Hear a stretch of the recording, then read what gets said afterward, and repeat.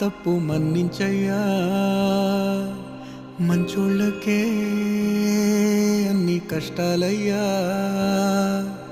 వెళ్ళిరయ్యా సెలవని అంటాంది కంట తడి, ఉండలేక నీ ఎంబడే వస్తాంది గుండె సడి. గురుదేవుడికా ఇంతటి శోకం వెలివేసినదా పాపపు లోకం. మహారాజయ్యా మహారాజయ్యా